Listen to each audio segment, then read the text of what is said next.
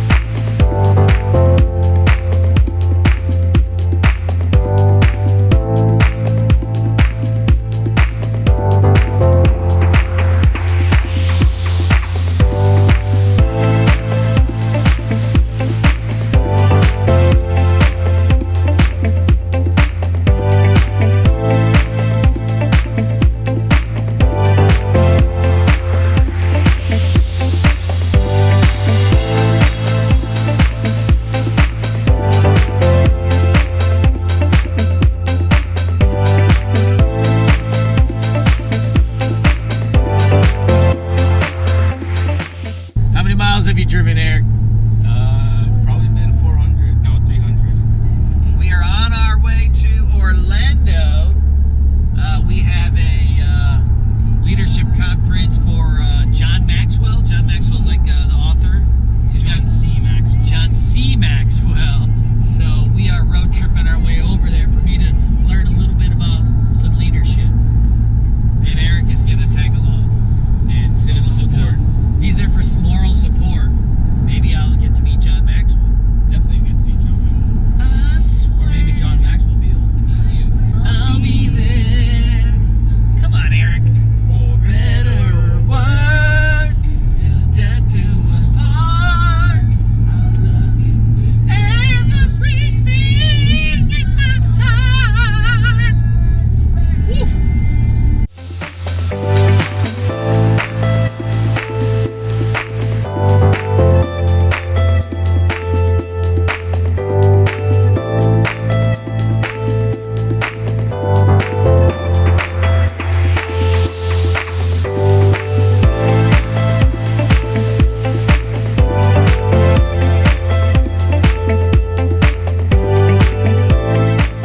So you recently went to the John C. Maxwell leadership course conference.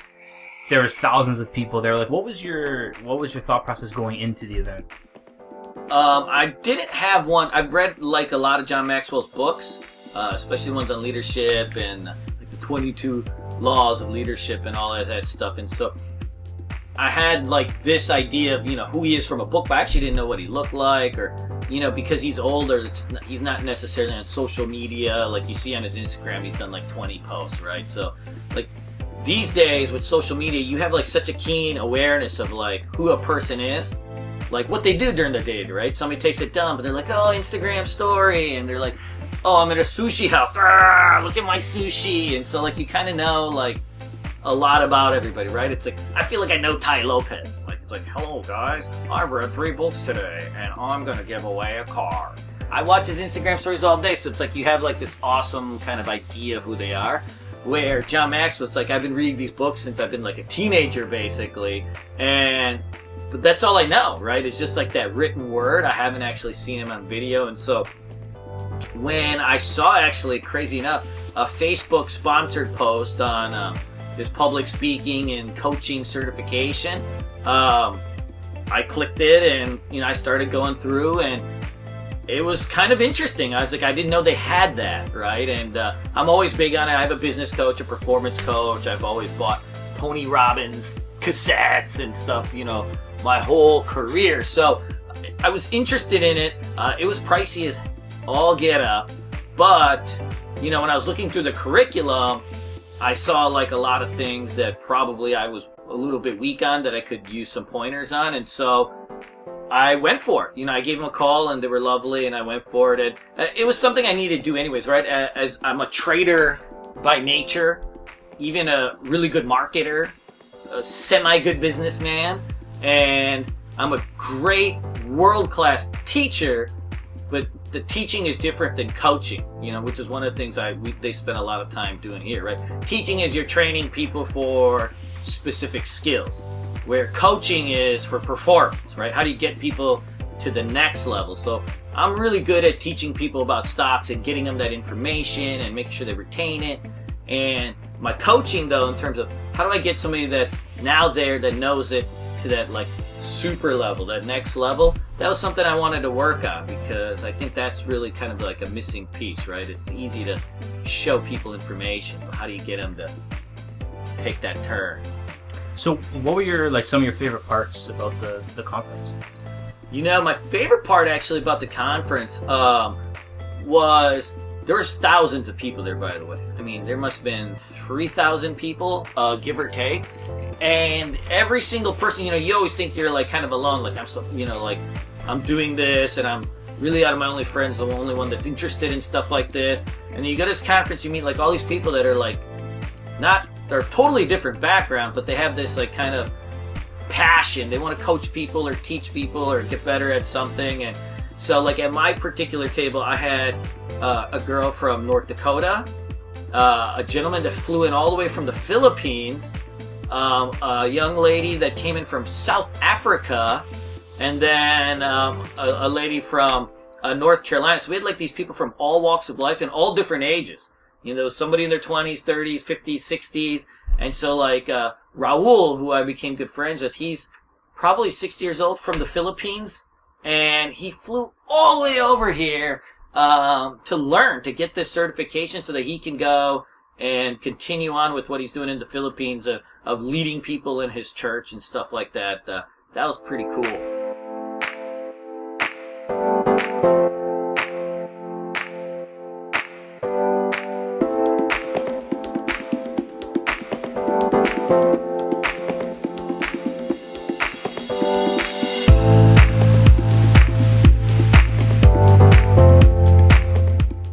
So, in terms of like the coaching aspect, you're saying that you wanted to developing your skill at coaching. Yeah. So, like, just talk to us like how important it was to kind of go to this conference, and because I mean, you're a big proponent for coaching. You coach people as well. Yeah. So how important was this to go to this conference and kind of taking this information from John Maxwell, who's a legend at coaching? That was actually important. I mean, I needed still... I'm not trained into this, right? So, like, I started Bulls on Wall Street. I'm a good trader, and so I'm just teaching people what I know. Versus, right, over time, I started to learn how to build people and train people, but I still didn't have formal education in it. I have formal education now from my business coaches on, hey, this is how you run a business, or marketing, right? This is how you run a funnel, or this or that, or like... But like this piece, like I didn't really know it kind of even existed. I just was, because I liked doing it, I was getting better at it, but there was still that piece missing, I think. And so it was important for me to come in and learn some things. And I really did. I started already using it in my one-on-one mentorships that I do with some of the students, for years, like, because I love hearing myself talk, obviously. Like when I'm teaching or coaching, it's just me like barking at something like, do this, do this, do this, do this, do this. And through all the exercise I did and stuff I learned in this conference, is like, so much more of coaching is, right, stepping back, listening. Even if it's uncomfortably silent, because, your student always wants the answer. But most of the time, right, the answer is they already have it, right? And telling them is not necessarily how somebody is going to learn, because they don't internalize it, right? But if you can lead them to the answer through a process, now they've internalized it. They've come up with that answer on their own, and so they own it. And so, some stuff like that, it was really important, because I am a little bit loud. Like, I tend to bark at people. Like, this is, hey, let's do this. I try to pump them up and get them excited, but that's, a lot of that is about me, right? That's my style, my personality, and how I like to do things. But everybody's a little bit different, so I think that's going to be really key. I learned a great way to just ask people questions and lead them into, often finding answers that they have, but they just don't know, right? And so once they can come up with it, now it's their answer, and it's come through their process, and so now that's something that can stick with them for life. So we're here in Charleston right now. We came here from Orlando. We've been here for a couple of days. Awesome city. Mm-hmm. So the other day I heard you talking. We met up with one of your former students. You were talking about how Bulls on Wall Street isn't just a business for you. It's your passion. You love to coach people, which is why you did this conference, because obviously you want to become better at something that you're passionate about. So what do you love about coaching people? I think it's just that interpersonal interaction of like building friendships. Day trading can be such a lonely game sometimes. And, when you're coaching somebody, it's like you're making a friendship, but then you're kind of walking somebody through the path that you went through a long time ago. I always think back, like if I hadn't met Paul or Saeed or Mr. Ben Newman or so many of the coaches I've had in performance, business, trading, like I wouldn't be in this particular path. I could be doing something totally different. So it's interesting to be able to kind of walk somebody through and be in their footstep. I can empathize with them. I can feel it. And I also know acutely, like, what are the processes and things that they have to learn, over the next year or two to kind of get where they need to go. And so when you're training somebody like a new trading student, it's like they're like toddlers. They're like young kids, like they're seeing the world for the first time, right? Which is your world, trading. And so you start to see like light bulbs go off. I have this student Henrik right now. He's from Finland, and like we always have language miscommunications and stuff. He's from Finland, but the last 1 month, like our first month, like it was really rough. Like I was coaching him, but he was actually not making progress. He was making deprogress, if that's the word. Like we were going backwards in some areas. And then, I just kept harping on him, like, pound the process. It's not linear, like you just get better and better and better and better. There's an up and down, but what'll happen is the end result is still the same. And so about a month in, he started making all these connections. Like you could see, like when we Skype or Google Hangout, the light bulb go out where he's like, Kunal, dude, I just figured it out. And you're internally like, I've been telling you that for a month, right? But now he's discovering it for himself for the first time, just like a kid. And he's like, Kunal, just check this out. And then like he had a really good week. And then the next week it was like, okay, let's build upon this. And you started to see him like connect the dots. He was now going from playing 2D chess to 3D chess. He's seeing all the angles, and that's awesome when they start to connect those dots. So you really, get something out of it. And of course, it's a game changer for them, because once you have that and you've connected those dots and you've got that knowledge and you're able to put it to use, you have that for life. So if you could pass on, one tip, one piece of advice that you learned from 3 days with John Maxwell and in the whole conference, what would it be?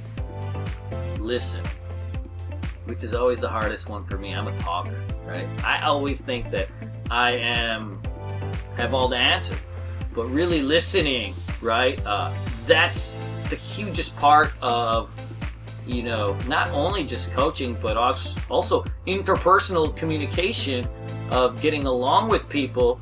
You don't have to show people you're the smartest person in the room, right? Sometimes just listening, you make somebody else feel like they're the smartest person in the room. Now you've really built the relationship, right? That's not about you, it's about the relationship. And so I learned a lot of cool things, but I think that was the one thing that I took away, was that I don't listen that well.